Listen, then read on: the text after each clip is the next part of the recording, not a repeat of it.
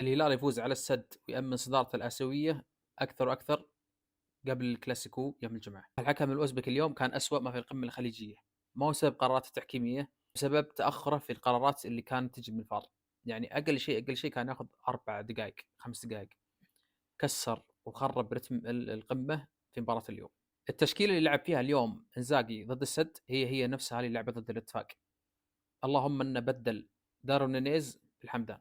الحمدان اذا بياخذ فرص اكثر واكثر مع انزاجي، حتى متعب الحربي لازم يكون متاح للمدرب في اكثر من مركز. يعني متعب الحربي كان يلعب على اليسار، يلعب على اليمين، مستواه اليوم مش ولا بد، لكن مع الوقت بيتعود. نفس الكلام الحمدان، نفس الكلام على اغلب اللعيبه السعوديين. اما بخصوص سافيتش خلص الكلام، والله العظيم من جد خلص الكلام. لاعب تبغاه على الارض ولمساته على الارض فنان، تبغاه في الهواء فنان، تبغاه في الضغط العالي يعطيك، تبغاه يخلص، تبغى فاولات ما شاء الله تبارك الله، الله يحفظه من الاصابات. نوعيه اللعيبه اللي يخلينا نحب الكوره اكثر واكثر، ويخلينا نلقى فيها متعه ما نلقاها باي مجال ثاني.